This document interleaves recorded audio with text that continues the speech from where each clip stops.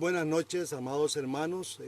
Como todos los miércoles, aquí presentes, listos para poder compartir lo que la palabra de Dios nos enseña. Hoy nos corresponde hablar sobre las profecías de Daniel y sobre todo profecías de Daniel cumplidas. Ha habido toda una malversación en cuanto al manejo de profecías, especialmente las de Daniel, y hay una infinidad de versiones sobre el tema que vamos a tocar hoy. Por eso le voy a pedir a usted, amado hermano, que primeramente tome un lápiz, un cuaderno, la Biblia, para que usted pueda hacer un repaso en su casa. Queremos hoy siempre recordar que estamos orando por Alexander y por Bernardita. Este mes les corresponde a ellos. También estamos orando por los pastores de Nicaragua. Hay muchos hermanos pastores allá, amigos nuestros. Desde aquí vamos a estar orando. Y también quiero que oremos específicamente por la situación que está pasando en Líbano. Hubo una explosión horrorosa. Hay muchas familias que están en este momento sufriendo. Entonces vamos a orar, que Dios nos ilumine también para que en este día podamos crecer en el conocimiento de la gracia de nuestro Señor Jesucristo. Padre, te damos gracias en esta hermosa noche. Pedimos muchas bendiciones para Bernardita y para Alexander, que tú los estés guardando. Dios, quiero bendiciones para la iglesia, para todos mis hermanos, pido tus bendiciones, Señor. Queremos orar por los pastores Isaac y Freddy Ordóñez allá en Nicaragua, y por toda la familia Ordóñez y por todos los pastores que están en Chinandega, en Boaco, en Muymuy, en Matagalpa. Pido miles de bendiciones para ellos, Señor, y los que están aquí también en la parte sur de Nicaragua. Pido que tú los bendigas. Queremos hoy, Dios, pedirte que nos perdones, que nos limpies, que derrames sobre nosotros conocimiento y sabiduría para poder entender lo que tu palabra nos enseña. Permítenos, Señor, dejar por fuera todo lo que nos han enseñado, muchas veces muy mal enseñado, y que tu Espíritu Santo nos ilumine hoy para entender la temática, Señor. En el nombre de Jesucristo te lo pedimos. Amén. Bueno, hoy vamos a hablar de Daniel. Primero que todo tenemos que saber qué significa Daniel. Bueno, Daniel significa juez de Dios, o Dios es juez. Resulta que Daniel se mueve en una época más o menos en el año 587 antes de Cristo, cuando Babilonia, al mando de Nabucodonosor, invade Jerusalén totalmente y la esclaviza. Con el correr del tiempo, que no queremos detenernos ahí en Babilonia, con el correr del tiempo Babilonia fue derrotada por el imperio medo-persa, exactamente en el año 539 antes de Cristo.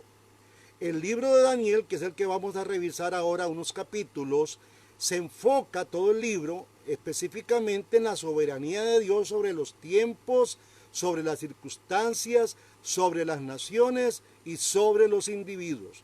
Esto tengámoslo muy claro porque el libro, eso es lo que el libro más o menos recoge o encierra. Hoy vamos a hablar de algunas profecías de Daniel y yo quiero que ustedes saquen Daniel capítulo 8, es lo primero que vamos a leer. Daniel capítulo 8 y vamos a empezar del versículo 1. Vamos a esperar que busquen el libro de Daniel, Daniel 8:1. Dice así el texto: y en el año tercero del reinado del rey Belsasar, me apareció una visión a mí, Daniel, después de que aquella se me había aparecido antes, había tenido varias visiones antes. Vamos a ver específicamente esta.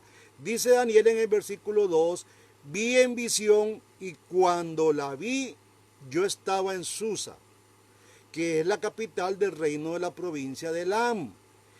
Vi pues en visión, estando junto al río Ulai, alcé los ojos y miré, y aquí un carnero que estaba delante del río y tenía 2 cuernos, y aunque los cuernos eran uno más alto, uno era más alto que el otro. Y el más alto creció después, dice. Versículo 4. Vi que el carnero hería con los cuernos al poniente, o sea, al occidente, al norte y al sur, y que ninguna bestia podía parar delante de él, ni había quien escapase de su poder, y hacía conforme a su voluntad y se engrandecía. Mientras yo consideraba esto, dice Daniel, he aquí un macho cabrío, venía del lado del poniente, o sea, de occidente, y sobre la faz de toda la tierra, sin tocar tierra. Aquel macho cabrío, dice, tenía un cuerno notable entre sus ojos. Y vino hasta él el carnero de 2 cuernos, que yo había visto en la ribera del río, y corrió contra él con la furia de su fuerza. Lo vi que llegó junto al carnero y se levantó contra él y lo hirió y le quebró sus 2 cuernos. Y el carnero, no tenía fuerzas para pararse delante de él. Lo derribó, por tanto, en tierra. Y lo pisoteó y no hubo quien lo librase al carnero de su poder. Y el macho cabrío se engrandeció sobremanera, pero estando en su mayor fuerza, aquel gran cuerno fue quebrado. Y en su lugar salieron otros 4 cuernos notables hacia los 4 vientos del cielo. Y de uno de ellos salió un cuerno pequeño, que creció mucho hacia el sur y al oriente hacia la tierra gloriosa. Y se engrandeció hasta el ejército del cielo, y parte del ejército de las estrellas echó por tierra y las pisoteó. Y aún se engrandeció contra el príncipe de los ejércitos, y por él fue quitado el continuo sacrificio, y el lugar de su santuario fue echado por tierra. Y a causa de la prevaricación le fue entregado el ejército junto con el continuo sacrificio, y echó por tierra la verdad, e hizo cuanto quiso y prosperó. Versículo 13. Entonces oí un santo que hablaba, y otro de los santos preguntó al que hablaba: ¿hasta cuándo durará la visión del continuo sacrificio y la prevaricación asoladora, entregado en el santuario del ejército para ser pisoteado? Esa es la pregunta que hace. Y le dijo: hasta 2300 tardes y mañanas. Luego el santuario será purificado. Y aconteció que mientras yo, Daniel, consideraba la visión y procuraba comprenderla, he aquí se puso delante de mí con apariencia de hombre. Y oí una voz de hombre entre la ribera del Ulai, que gritó y dijo: Gabriel, enseña a este la visión. Y vino luego cerca de donde yo estaba, y con su venida me asombré, y me postré sobre mi rostro. Pero él me dijo: entiende, hijo de hombre, porque la visión es para el tiempo del fin. Mientras él hablaba conmigo, caí dormido sobre mi rostro, y él me tocó y me hizo estar en pie. Bien, tenemos que tener en cuenta primeramente que el profeta Daniel escribe esto más o menos en los años 500 antes de Cristo, lógico. Y el ángel le estaba enseñando las cosas que serían en el fin. Siempre nos hemos preguntado, bueno, usted y yo sabemos cuál es el fin, de cuál fin está hablando la Biblia. Cuando vemos a Jesús, cuando vemos en este caso a Daniel, ¿de cuál fin está hablando? Bien, vamos a saltar un poquito al versículo 19. Aquí vamos a explicar un poquito. Bueno, ustedes vieron un carnero y un macho cabrío. El carnero representa al imperio medo-persa. El medo-persa, uno era más grande, estaban 2 reyes. Ustedes saben que habían 2 reyes, que era Ciro y Darío. Ciro II. Eran 2 reyes, y después vemos en el panorama un macho cabrío que viene con toda la violencia a arrasar al carnero. Y no tuvo fuerzas para levantarse, fue lo que leímos. Esto lo que está hablando, estos son símbolos de cómo la historia se estuvo manejando en esa época. Versículo 19 dice: y dijo, he aquí yo te enseñaré lo que ha de venir al fin de la ira, porque eso es para el tiempo del fin. Siempre nos preguntamos cuál fin. Bueno, el fin de la ira. ¿Para quiénes? ¿Para la iglesia o para Israel? Son las preguntas que tenemos que hacernos. Versículo 3 dice, alcé los ojos y miré aquí que un carnero estaba delante del río y tenía dos cuernos, y aunque los cuernos eran altos, uno era más alto que el otro, y el más alto creció después. Esta visión se realiza en los tiempos del imperio medo-persa. Recuerden que Daniel estuvo también sumerso dentro del imperio medo-persa. Vivió una parte de esto, después de entrar en el panorama Esdras y entra en el panorama Nehemías. El imperio medo-persa tenía un cuerno más alto que el otro. Persia, que es Persia y Media, o los medos, Persia acabó siendo el más poderoso que todos. Era Ciro de Persia y Darío de Media. Ahora, este Ciro de Persia es quien decreta que los judíos tienen que regresar a la tierra. Esto es muy interesante. Vea lo que dice el versículo 4. Estamos revisando capítulo 8, versículo 4. Dice el versículo 4.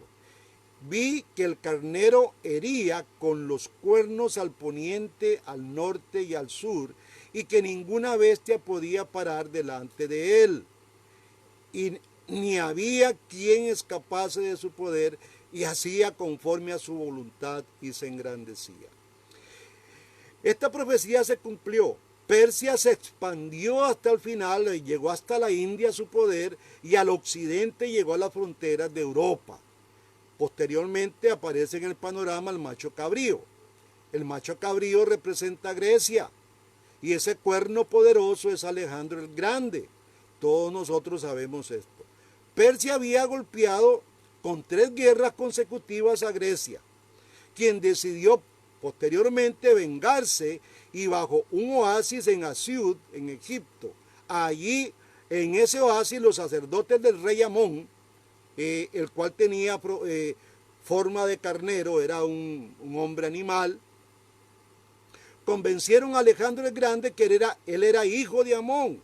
Alejandro hizo unas monedas posteriormente donde aparecía él con 2 grandes cuernos, convertido en un macho cabrío. La cara de él, el cuerpo de un macho cabrío y 2 cuernos hermosos. Hasta el día de hoy en Arabia, lo que hoy se conoce Arabia, Alejandro el Grande es conocido como Alejandro el de los 2 cuernos.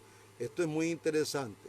Vamos a ver el versículo 6. El versículo 6 del capítulo 8 dice, y vino hasta el carnero de 2 cuernos, y vino hasta el carnero de 2 cuernos, y lo había visto en la ribera, que lo había visto en la ribera del río, y corrió contra él con la furia de su fuerza. Fue así como Alejandro el Grande derrotó en 3 batallas también, en 3 batallas sucesivas, al carnero que representaba a Darío III, aplastándolo a pesar de que Grecia era mucho menos poderoso en fuerza y en armamento que Darío mismo, o sea, que Persia. Y esto pasó a formar parte después, todo este poderío y todo esto que los persas habían hecho, llegó a formar parte del imperio griego. Esta profecía, hermanos, está escrita más de 2 siglos antes de su realización. O sea, Daniel a futuro, 200 años, está viendo y perfilando este gran cambio de imperio, ¿verdad? O este cambio mundial, como queramos llamarlo hoy. Versículo 8 del capítulo 8 dice, y el macho cabrío se engrandeció sobremanera. Tenemos bien claro quién era el carnero eran los medos persas, y el macho cabrío venía a ser Grecia. Y Grecia fue un imperio que llegó a la India, estuvo cerca del Tíbet también, bajó a Egipto, fue poderosísimo, en extensión fue grande. Y dice el versículo 8, pero estando en su mayor fuerza, aquel gran cuerno fue quebrado, y en su lugar salieron otros 4 cuernos notables hacia los 4 vientos del cielo. Esta es otra profecía cumplida cuando Alejandro se encontraba en su máximo poder, más o menos a los 35 años de vida. Él muere en Babilonia, en la capital de Babilonia. Ahí murió él de una enfermedad sumamente extraña. Y él, al mismo tiempo, como estaba tan joven, no pensó en ningún momento que iba a morir. Y él no había designado todavía un sucesor.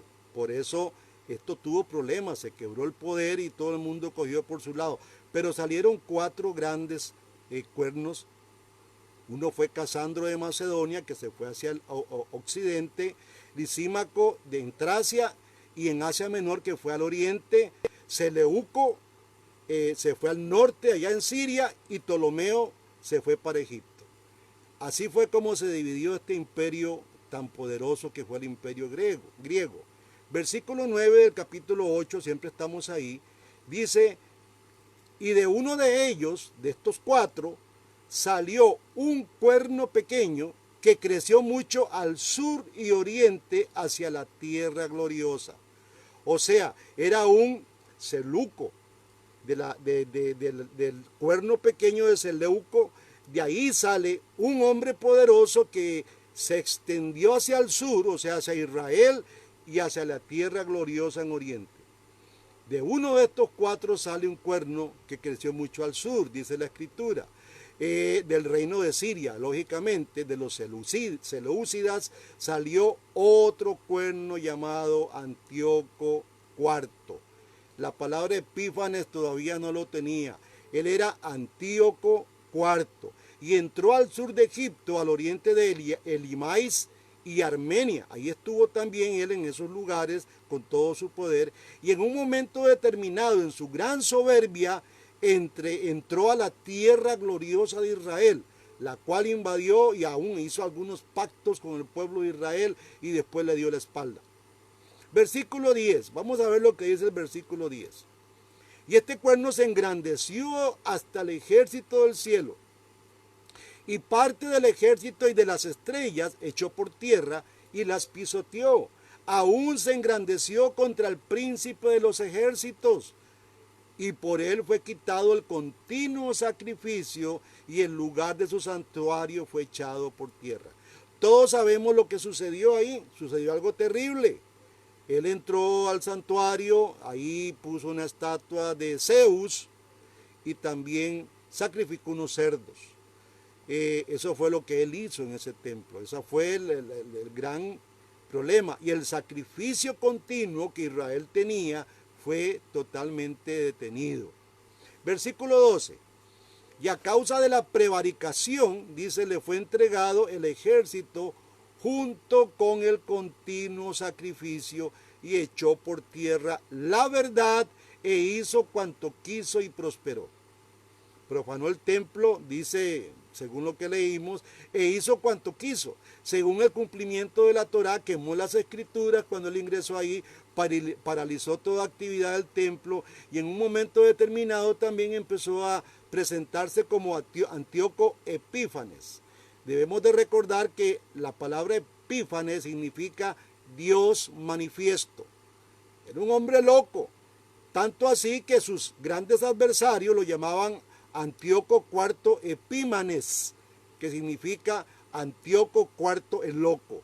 Un hombre loco que entró y destruyó. Ahora, Dios, como gran soberano de la historia, él viene y él introduce a este hombre.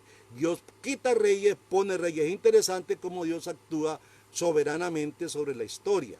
Ahora ustedes pueden entender todo lo que está pasando en el mundo. Yo creo que Dios, esto no es una casualidad que se le ocurrió a un hombre ahí, como están hablando algunos hombres, hacer esto, que la OMS, que esto, que el virus lo reventaron por allá. Mire, señores, Dios es soberano, Dios es el que maneja la historia. Y yo creo que todo esto que está sucediendo es parte de lo que Dios está haciendo para ordenar un sinfín de cosas, ordenar la iglesia, ordenar los estados, o simplemente es el evento previo a todo lo que el desastre que la Biblia nos dice. Versículo 13 del capítulo 8. Dice el versículo 13: entonces ahí oí a un santo que hablaba, y otro de los santos preguntó a aquel que hablaba: ¿hasta cuándo durará la visión del continuo sacrificio? O sea, ¿hasta cuándo va a ser el continuo sacrificio y la prevaricación asoladora, entregando el santuario al ejército para ser pisoteado? Y le dijo, hasta 2300 tardes y mañanas. Luego el santuario va a ser purificado. Esta es la profecía que le da este hombre, al hombre que pregunta la respuesta, y también a Daniel. Daniel está captando todo, en una visión, toda esta profecía. ¿Hasta cuándo este pequeño cuerno, en otras palabras, está diciendo, va a estar profanando nuestro templo? Bueno, la respuesta que da este hombre, este varón, es a 2300 tardes y mañanas, y después de esas 2300 tardes y mañanas el templo será purificado. Ahora, ¿cuánto tiempo duró la profanación del templo por Antíoco Epífanes? ¿Qué tiempo fue? Vamos a ubicarnos aquí un poquito desde el año 171 al 165 antes de Cristo. En ese momento el templo de Jerusalén quedó liberado por los rebeldes judíos, y entonces volvieron a celebrarse sacrificios dentro del templo. En un momento determinado, hermanos, Antíoco Epífanes fue muerto por una enfermedad repentina. Sabemos que fue Dios.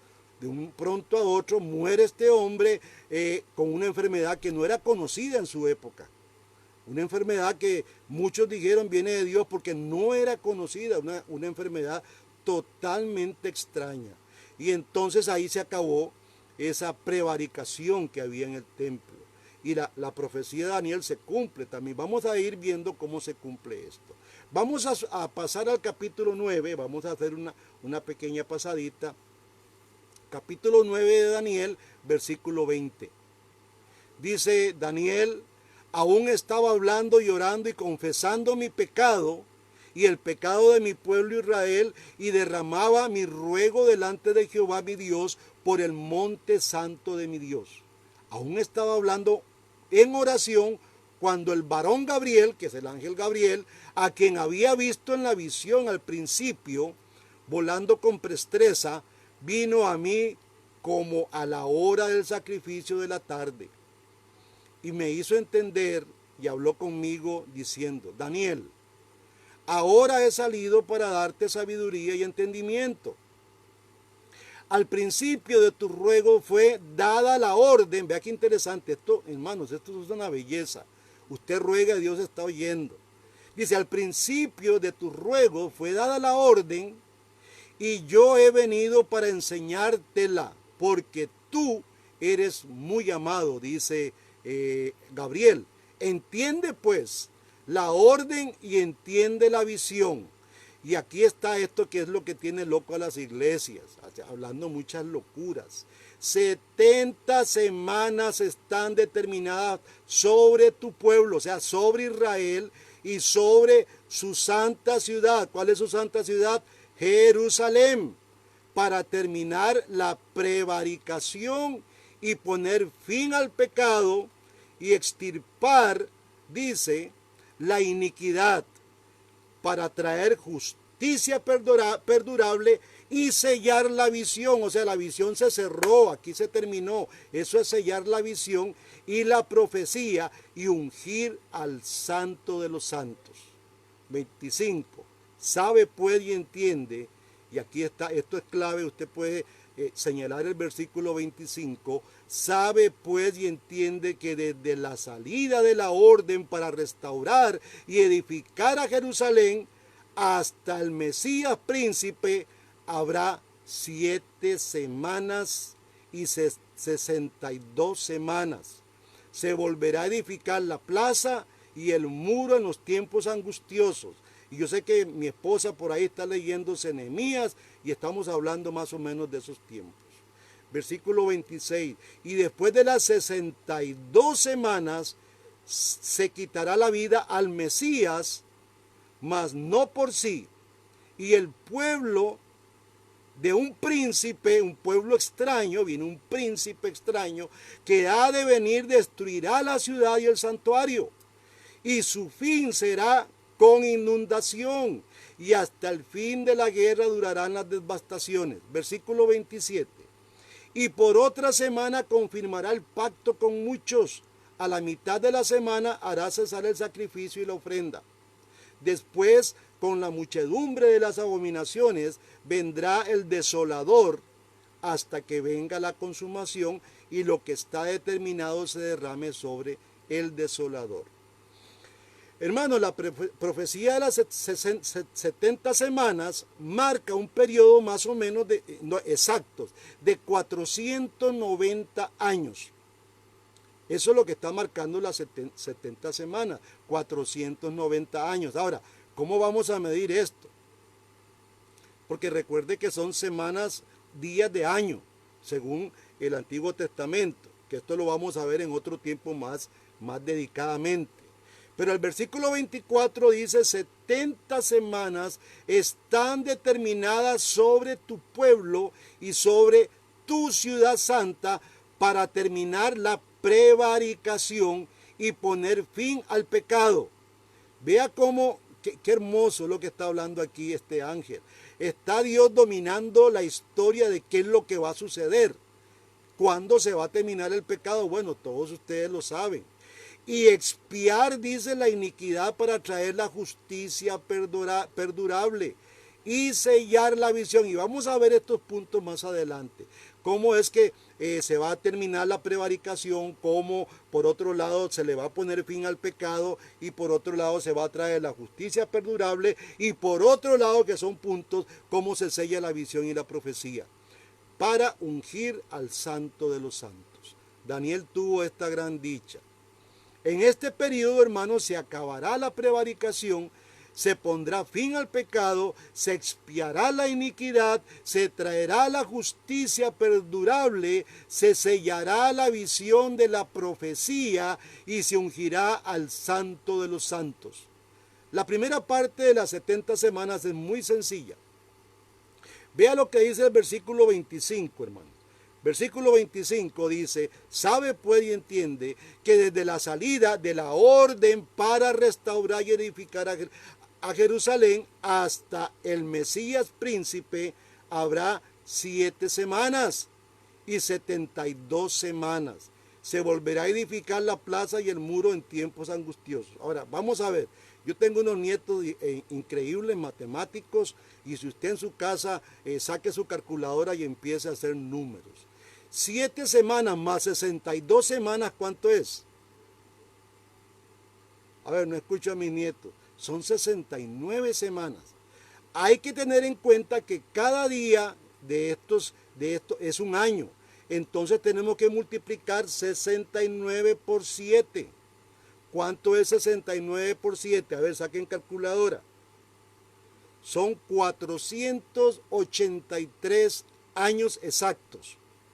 Ahora, según lo que leímos, ¿desde cuándo empezamos a contar los 483 años? Acabamos de leer el versículo 25. Desde el año 557 antes de Cristo. Vamos a probar esto. Es el inicio de la reconstrucción según las órdenes de Artajerjes. Vamos a ir al libro de Esdras, vamos a pasar un poquito hacia atrás y vamos a ver el libro de Esdras, porque desgraciadamente la Biblia no está en una secuencia cronológica. Entonces tenemos que ver la historia en Daniel, pero ahí atrás está gran parte de esta historia que Daniel está viviendo. Esdras capítulo 7, versículo 1. Dice Esdras 7:1. Pasadas estas cosas, en el reinado de Artajerjes, rey de Persia, Esdras, hijo de Seraías, y ahí sigue toda la descendencia hacia abajo, y vamos a llegar al versículo 7 del capítulo, el versículo 6 del capítulo 7. Dice, este Esdras subió a Babilonia, era escriba diligente en la ley de Moisés, que Jehová Dios de Israel había dado. Y le concedió el rey todo lo que pidió. O sea, Artajerjes le dio a Esdras todo el pedido que él hizo, porque la mano de Dios, de su Dios, estaba sobre Esdras. Y con él subieron a Jerusalén algunos de los hijos de Israel, y de los sacerdotes levitas, cantores, porteros y sirvientes del templo. ¿Cuándo ocurrió esto? En el 7º año del rey Artajerjes. Escúcheme, hermanos, el 7º año del rey Artajerjes. Entonces hay que ir a buscar cuál fue el 7º año del rey Artajerjes, porque ahí fue la gran salida y ahí empezamos a contar esa gran liberación que tuvo. Y llegó a Jerusalén en el mes 5º del año 7º, en ese mismo año. En el mes número 5, séptimo del rey, versículo 9, porque el día primero del primer mes fue el primero de la partida de Babilonia. Y al primero del mes 5 llegó a Jerusalén estando con él la buena mano de Dios. Porque Esdras había preparado su corazón para inquirir la ley de Jehová y cumplirla, y para enseñar en Israel sus estatutos y decretos. Vean el versículo 11, qué belleza. Dice el versículo 11, esta es la copia de la carta que dio el rey Artajerjes al sacerdote Esdras. Una carta bellísima. Escriba versado en los mandamientos de Jehová y en los estatutos de Israel. Dice así, Artajerjes, rey de reyes, a Esdras, sacerdote y escriba erudito de la ley de Dios en el cielo. Paz. Por mí es dada orden de que todo aquel en mi reino del pueblo de Israel y de sus sacerdotes y levitas que quiera ir contigo a Jerusalén vaya, porque es parte del rey, porque de parte del rey y de sus 7 consejeros eres enviado a visitar a Judea y a Jerusalén conforme a la ley de tu Dios que está en tu mano, y a llevar la plata y el oro que el rey y sus consejeros voluntariamente ofrecen a Dios de Israel, cuya morada está en Jerusalén.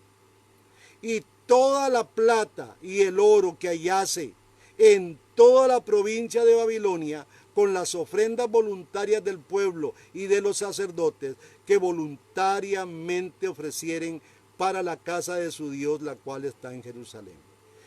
Entonces quedamos claros, hermano, en el 7º año del rey Artajerjes empezamos a hacer el conteo. ¿Saben cuál fue ese 7º año? Realmente hay que ir a la historia para saber. Ese 7º año del rey Artajerjes ocurrió en el año 457 antes de Cristo. Y lo acabamos de leer en el versículo 7, parte B, que dice, con él subieron a Jerusalén algunos de los hijos de Israel y de los sacerdotes, levitas, cantores, porteros y sirvientes del templo en el 7º año del rey Artajerjes. Ahora, a 483 semanas le quitamos 457, nos están quedando 26, pero sobrepasa el 0, es 26 después de Cristo, que es cuando acaba la semana número 69. Yo espero que usted haya notado todo eso. Si no, va a quedar grabado el video para que usted después repase y haga sus números. Pero si a 483, que fue todo lo que nos dio la suma y la resta de aquellos, de la suma, perdón, 70 semanas, que eran 483, le quitamos 457, que es el año de partida, nos va a quedar 26 años después de Cristo. Ya Cristo, hace esos 26 años, ya Cristo estaba en la tierra, que es cuando se termina la semana 69 y queda por cumplirse una semana. Pero en el año 26 ocurre algo maravilloso, y también tenemos que buscar qué ocurrió, porque en el año 26 tuvo que haber ocurrido algo, que es la semana 69, que es la semana previa a la 70, ya terminando de dicha profecía. Ahora, ¿qué pasó ahí? Vamos a ir a Lucas 3. Lucas 3, versículo 1. Ese año 26, según la medición de la profecía, va a dar al año 15º del imperio de César, de Tiberio, en este caso. Dice Lucas 3.1, en el año 15º del imperio de Tiberio César, siendo gobernador de Judea Poncio Pilatos y Herodes el tetrarca de Galilea y su hermano Felipe tetrarca en Irutea y en la provincia de Traconite y Lisanias tetrarca de Alivinia. Versículo 2, y siendo sumos sacerdotes Anás, ya vamos a ubicarnos, y Caifás, vino palabra de Dios a Juan, hijo de Zacarías, en el desierto.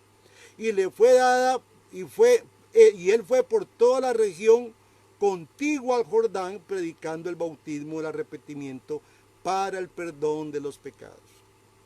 Esto ocurre, hermanos, en el año 26 después de Cristo, o sea, la semana 69, pocos meses antes de la semana 70, como dice la profecía, donde aparecerá el Mesías príncipe Jesús de Nazaret. La Biblia apunta dentro de todo el Nuevo y Antiguo, más que todo el Antiguo Testamento, más de 300 profecías de la venida del Mesías. Algunos rasgos donde podemos identificar esta época puede ser, por ejemplo, vamos a ver una pequeña señal que vamos a encontrar en Génesis 49, cuando Jacob bendice a los patriarcas. Dice en el versículo 10 de Génesis 49, no será quitado el cetro de Judá, ni el legislador de entre sus pies, hasta que venga Silo, y a él se congregarán los pueblos. La palabra Silo, tuve que andar haciendo loco buscando, significa Mesías. Es una palabra que sinónimo a Mesías, por eso cuesta entender esta palabra Silo con H. Uno a veces no capta qué es lo que está hablando, pero ya al revolcar un poco el diccionario teológico, nos damos cuenta que Silo es el Mesías, así de simple. Cuando el cetro de Jehová, de Judá, perdón, cuando el cetro no fuere de Judá, hasta que venga Silo, que es el Mesías. Eso es lo que está más o menos hablando. Preguntamos, ¿qué rey estaba reinando cuando Jesús vino? Bueno, era Herodes.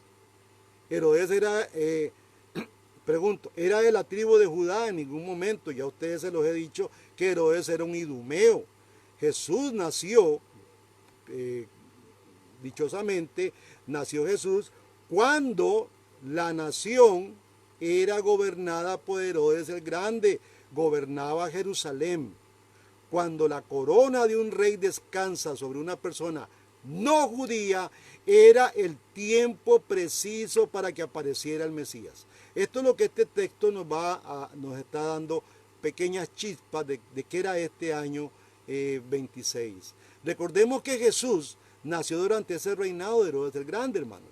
El libro de Daniel es claro sobre cuándo debería aparecer el Mesías príncipe.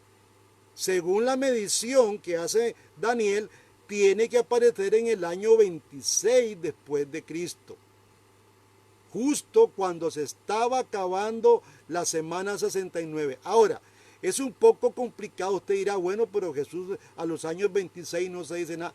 Es que, hermanos, entramos en una medición terrible, porque hay una medición judía, hay una medición romana. Entonces nosotros tenemos un conflicto ahí con esto. Aún Daniel hace una medición de semanas. Está Dios haciendo el tiempo él a su manera. No es el tiempo de los romanos, como medían los romanos con los meses y los años y años de 36 días. Aquí tenemos que ir a recurrir un poco a Deuteronomio para ver estos días de años. Y entonces vamos a entender un poco esto. En el año 26 de toda esta medición es justo cuando se acaba la semana 69. Tenía que aparecer el Mesías. Los judíos todavía, hermanos, están esperando al que venía. Ahora con mucha razón usted va a entender, a los suyos vino y los suyos no le recibieron. Ellos dicen por ahí, mire, no sé, no apareció, teníamos las medidas, pero algo pasó, un error ahí, medimos mal, no sé qué pasó. Pero la escritura es clara.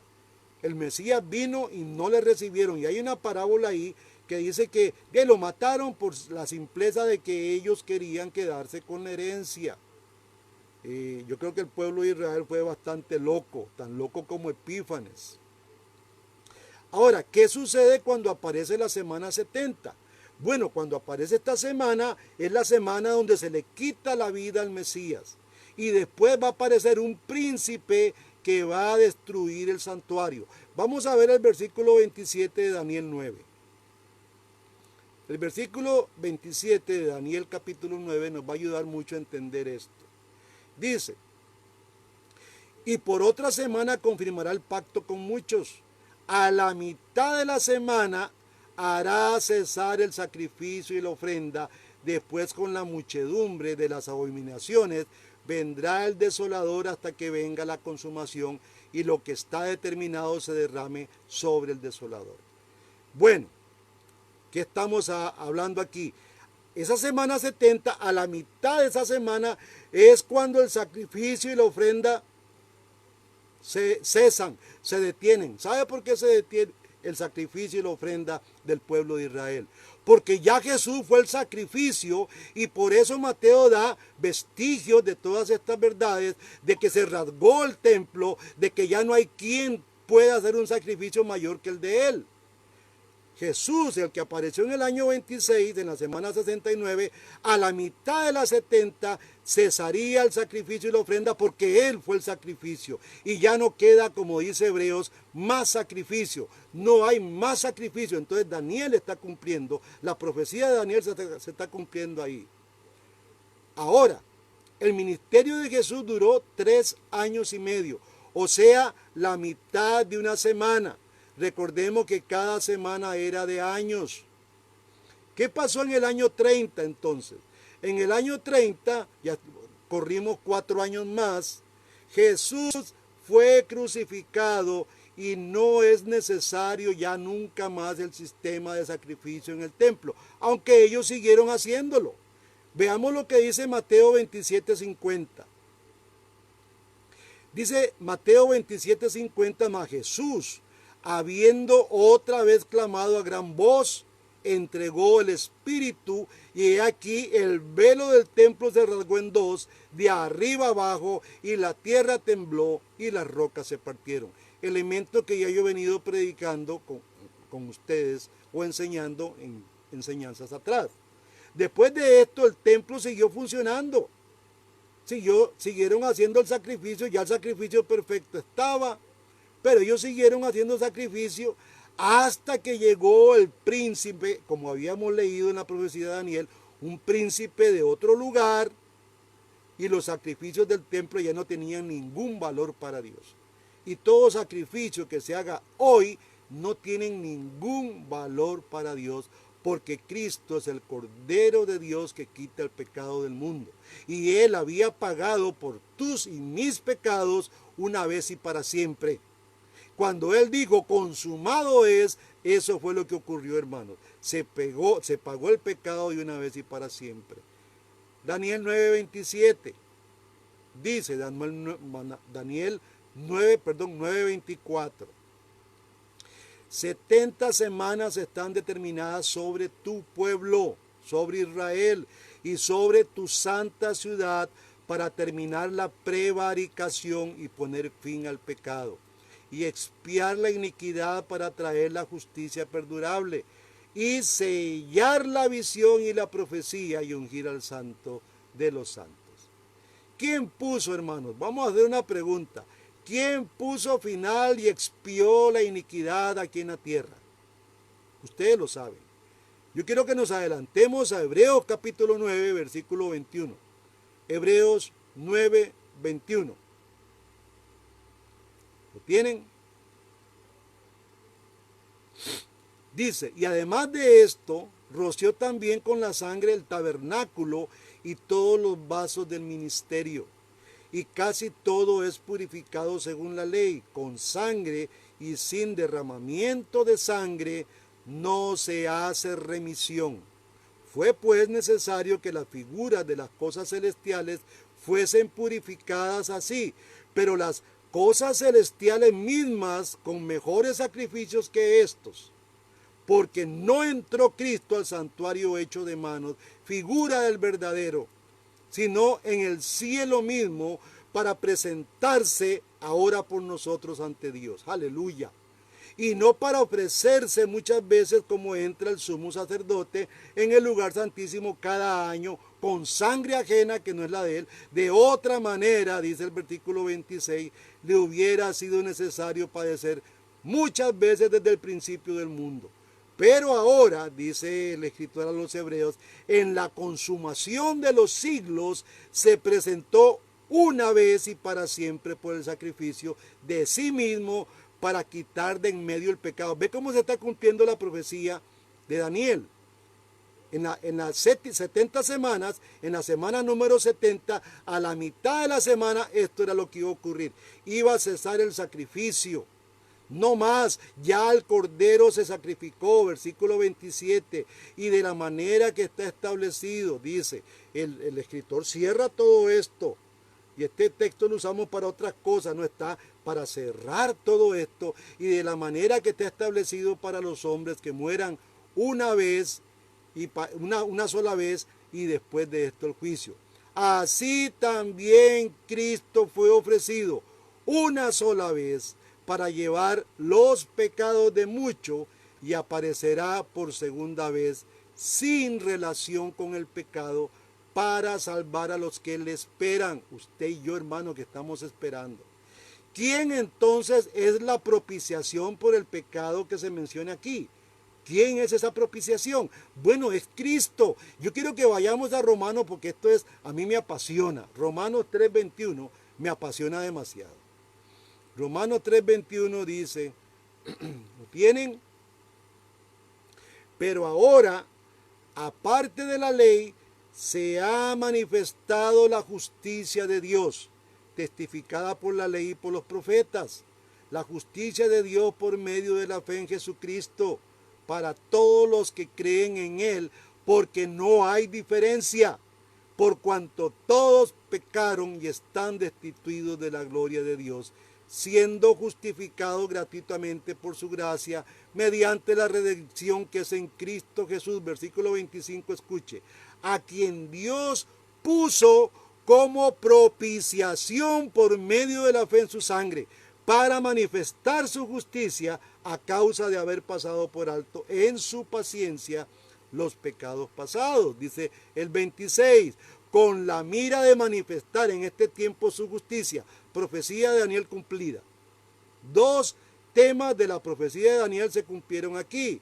Y ahora viene el otro, que es el sello, a fin de que Él sea el justo y el que justifica por la fe de Jesús. ¿Dónde pues está la jactancia? Queda excluida. Nadie se puede salvar por sí mismo. ¿Por cuál ley? ¿Por la ley de las obras? No, sino que por la ley de la fe. Concluimos pues, dice el escritor, que el hombre es justificado por fe sin las obras de la ley. No solamente, hermanos, en la profecía de las 70 semanas se habla que se terminará la prevaricación, que se expiará la iniquidad, traerá también justicia perdurable, como vimos en la profecía, a través de la fe. También dice que esta visión va a ser sellada. Esa visión que tuvo Daniel va a ser sellada y la profecía también va a terminar. Vamos a leer ahí unos textos. ¿Quién sella la visión? Vamos a hacer la pregunta de los 100 pesos. ¿Quién cierra la visión y la profecía? Daniel, versículo 24, vamos al versículo 24, dice, 70 semanas están determinadas sobre tu pueblo, le repite el ángel a Gabriel. Recuerden que era el ángel Gabriel repitiéndole esta visión a Daniel. Y sobre tu santa ciudad para terminar la prevaricación y poner fin al pecado y expiar la iniquidad para traer la justicia perdurable y sellar la visión y la profecía y ungir al santo de los santos. Ahora la carta de los Hebreos nos va a hablar cómo fue que se selló esto. El capítulo 1 de Hebreos, versículo 1, dice, y anduve ahí, estaba en ese momento hablando en el momento que estaba buscando esto en la Biblia en griego, apareció una llamada ahí de Eddie. Eddie siempre aparece en los momentos más oportunos. Y entonces le estaba comentando, Eddie, nuestra Biblia tiene algunos problemas de traducción. Y qué interesante es que todo pastor tenga acceso a una Biblia griega. Y si no sabe leer griego, pues hay Biblias interlineales, que arriba va el griego y abajo va el español. Yo tengo la grandota, que es en griego toda, porque eso fue lo que me pidieron en la universidad. Versículo 1 de Hebreos dice, Dios, habiendo hablado muchas veces y de muchas maneras en otro tiempo a los padres por los profetas, en estos postreros días nos ha hablado por Hijo, la palabra él no existe, hablado por hijo, está en el griego natural. Quien hizo heredero, no quien constituyó o que, como dicen en las Biblias normales, a quien constituyó, no, quien hizo heredero de todo. Por quien asimismo, dice, hizo el universo. Hermanos, cuando ya Dios ha hablado por hijo, todo se selló. Dios nos ha hablado para siempre, o nos ha hablado siempre, en un pasado muy perfecto. Dice, Dios nos ha hablado para siempre, estoy parafraseando. Y vea que este para siempre es un pasado perfecto. Dios ha dicho la última palabra y esa última palabra la tuvo Jesús. Por eso Él es el alfa y es el omega. Ahí vamos a tener que entender todos estos términos porque decimos, Dios es el principio y el fin, pero no sabemos el principio de qué ni el fin de qué. En otro tiempo, hermanos amados, Dios habló de muchas maneras, de muchas formas. Habló por sueños, como vimos en el caso de Daniel, el ángel Gabriel se le aparece en una revelación. Se le apareció a Abraham, se le apareció a Moisés en una zarza y habló a través de muchas formas y de muchas maneras. Pero esto se ha terminado ya. Hoy Dios habló por el Hijo. Hoy Dios habló el Hijo. El Hijo selló, terminó toda conversación de Dios con los hombres. Ahí se acabó todo. Ya no tienen que venir más profecías, más visiones. Hoy tenemos un aterro de mentirosos con visiones, profecías. Y déjenme decirles que hay que decirle a esta gente, están equivocados. Tienen que leer muy bien todo esto. Es más, estas 70 semanas de Daniel, cómo la despedazan el sistema dispensacionalista. Hablan otro negocio que no es el negocio de la Biblia y no saben ni cómo probarlo. Lo que hacen es llenarse de mucha fantasía, de mucha mentira, de mucha bla bla bla para decirle a la gente, y a la gente le gusta escuchar todo eso. Dios ha hablado, hermano amado, de una manera definitiva, porque no ha enviado a un profeta ni se le ha aparecido a nadie en sueños para decir toda la verdad. Lo dijo a través de Jesús y Jesús es Dios y Jesús es la verdad. Y Él habló por el Hijo. El Hijo es el que tiene la última palabra. Dios estaba hablando en todo el mundo de maneras diferentes. Y esto es lo que acabamos de leer en Hebreos 1, hermanos. Sella toda visión y sella toda profecía. Ya la profecía es esa. Mucha gente no entiende cómo es que Pablo en Efesios capítulo 4 está hablando del tema de la profecía. Son los que predican. Usted da una profecía cuando está predicando el evangelio, está profetizando el fin de todo. Pero aquí lo más interesante es que esa semana 70 se acaba, tiene un acabose. Hebreos 1:6, quiero que vayan a Hebreos 1, versículo 6. Otra vez, cuando introduce al primogénito en el mundo, dice, vea lo que dice, no es un simple iluminado, no es un simple hombre, es Dios mismo. Porque dice, adórenle todos los ángeles de Dios. ¿A quién? A Jesús. Él no es un personaje inferior, es la mayor expresión que ha habido en la tierra de Dios. Es Dios mismo. Piense, ¿cómo adorarían los ángeles a Dios a una pequeña criatura? ¿Cómo van a adorarlo? Es Dios. Tiene que ser adorado en el cielo, tiene que ser adorado en la tierra. Los ángeles adoraban a Jesús. ¿Sabían los ángeles quién era Jesús? Claro. Versículo 8 de Hebreos, estamos en Hebreos, mas el Hijo dice, tu trono, oh Dios, por los siglos de los siglos, cetro de equidad, el cetro de tu reino. ¿No es Jesús un simple arcángel, como dicen los testigos de Jehová y los adventistas? Hay un grupo de adventistas que dicen que Jesús es el arcángel Miguel. No es eso, hermanos. Usted lo acaba de leer en la Biblia. Hebreos, versículo 10, estamos en el capítulo 1 siempre, dice, y tú, oh Señor, en el principio fundaste la tierra, y los cielos son obra de tus manos. Ellos perecerán, mas tú permaneces, y todos ellos envejecerán como una vestidura, y como un vestido los envolverás y serán mudados. Esto es escatológico, pero tú eres el mismo y tus años no acabarán, es eterno. Aquel pequeño carpintero que venía de Galilea, hermanos, que según la profecía de Isaías 53, es alguien con quien no consideraba el pueblo de aquel tiempo encontrarse. Es en esa persona sencilla y humilde que se cumple la profecía y entró pacífico en un asno. Este no tenía una apariencia atractiva, era Dios mismo. Mateo 24:34 dice,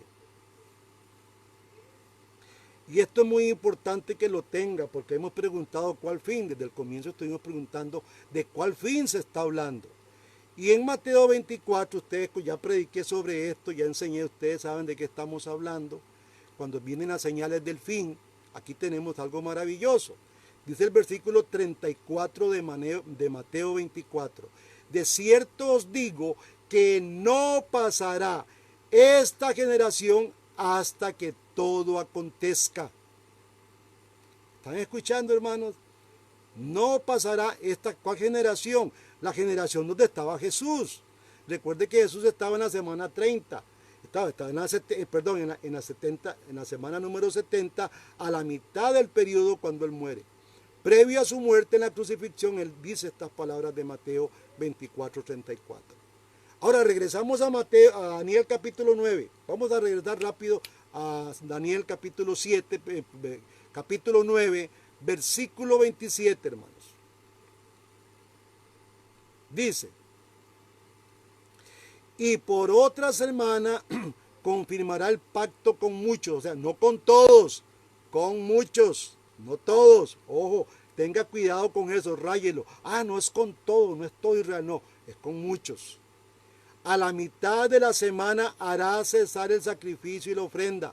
¿Por qué? Porque Él fue el sacrificio y fue la ofrenda agradable para Dios. Total. Después, con la muchedumbre de las abominaciones, vendrá el desolador. O sea, en la mitad de la semana 70, Jesús confirma el pacto con muchos, no con todos. Se ofrece como un sacrificio él mismo y como una ofrenda grata a Dios. Y después de esa muerte, dice, después con la muchedumbre de las abominaciones que venía recogiendo el pueblo de Israel, vendrá el desolador. Y por eso yo digo que el anticristo no puede ser un cristiano. Porque ese desolador, ustedes saben quién fue, hasta que venga la consumación y lo que está determinado se derrame sobre el desolador. Jesús murió en el año 30. Nosotros decimos que es el 33 porque lo hacemos con una medición romana. Según la profecía de Daniel, muere en el año 30. Hay un problema, algunos que saben medir esto bien dicen, no, mira, no nació en el año 0. Él nació, hay un problema, Jesús es Dios, es el soberano del tiempo. Había otra medición con la que tenemos que trabajar los cristianos. No podemos trabajar con un calendario católico. Tenemos problemas serios si lo hacemos así. Y yo he tocado este tema con ustedes, hermanos, en muchas ocasiones. Hemos hablado aún de la crucifixión de Cristo. ¿Cuándo fue? Ni fue que murió un viernes. Todo eso lo hemos estado hablando.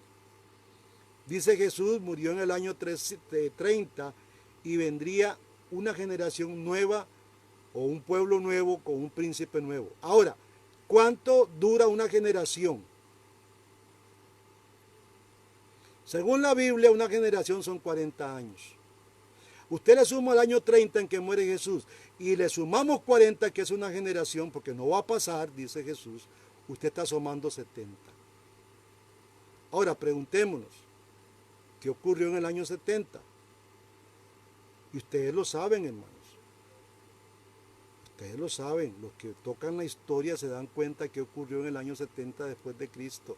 Porque mucha gente, Cristo muere y cortó todo ahí, no, la iglesia cristiana sigue hasta el día de hoy. Y tenemos que estar ubicándonos en la historia de Dios, en la historia del mundo, porque el mundo le pertenece. En ese año fue arrasada Jerusalén totalmente por un comandante extraño, un príncipe que se llamó Tito. Y yo les he hablado qué fue lo que Tito hizo. Tito hizo desastre.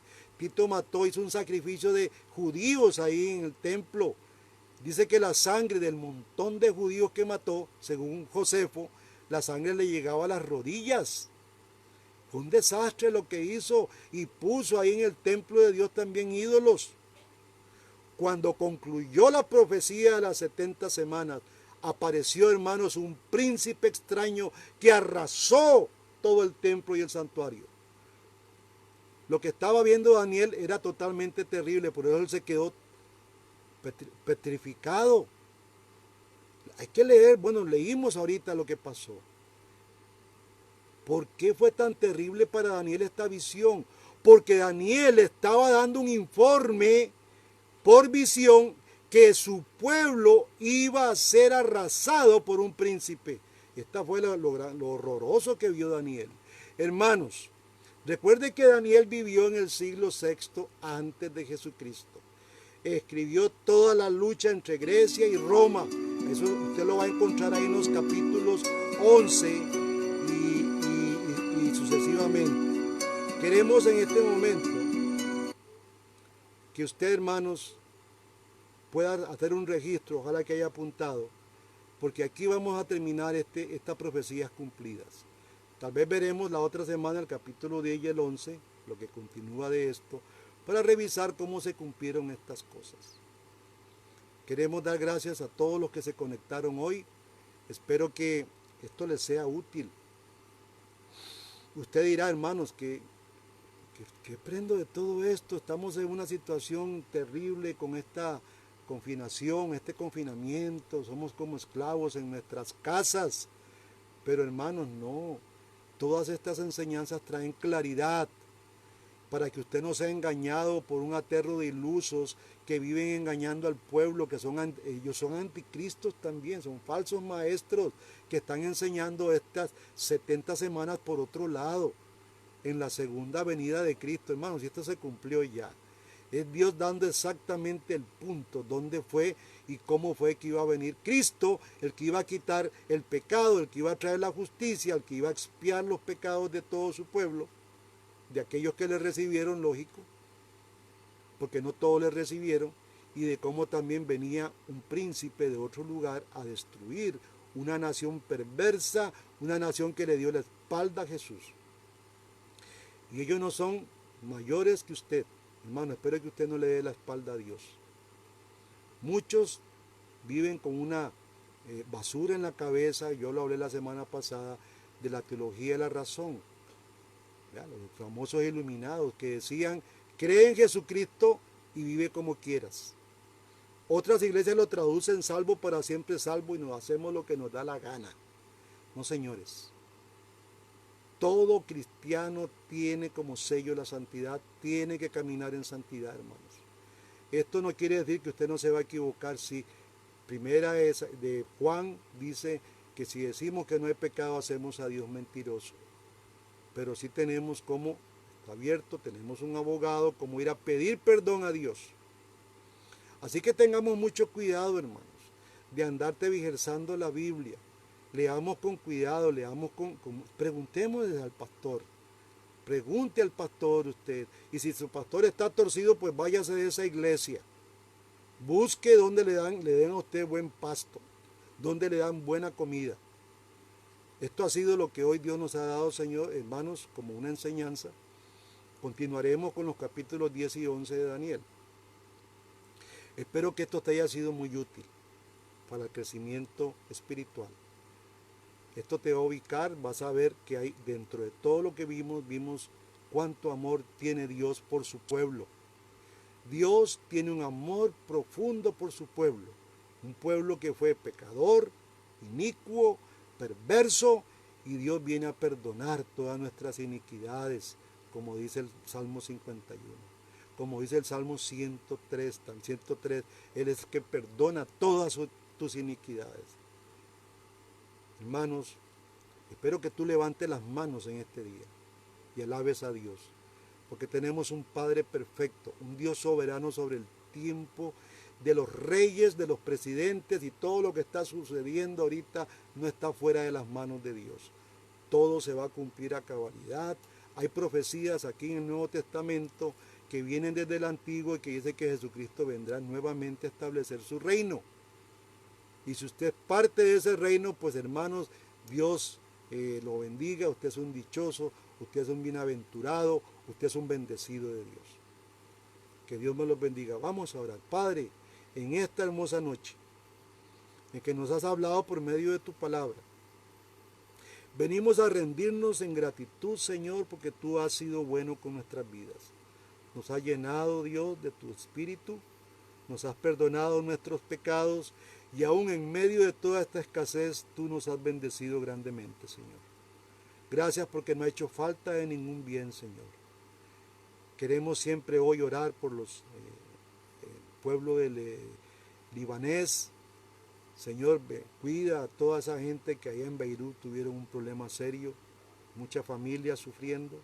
Te pido que tú guardes en completa paz el corazón de todos, Señor. Que bendigas a la iglesia. Yo sé que hay hermanos ahí de otras iglesias, bendícelos, Señor. A todos los pastores de Oriente reformados, bendícelos. Llénalos de esperanza, que ellos se motiven a seguir adelante, Señor, dándole al pueblo el alimento especial que ellos necesitan. En el nombre de Jesucristo te damos las gracias, Señor. Te alabamos. Que la gloria y la honra sea para nuestro Señor y que usted, Señor, hermano amado, sea bendecido con el sueño que Dios le va a regalar este día, para que mañana usted salga con muchas fuerzas a hacer todo lo que Dios le ha pedido hacer. Que Dios me los bendiga, hermanos, los amo, los quiero y que Dios tenga de ustedes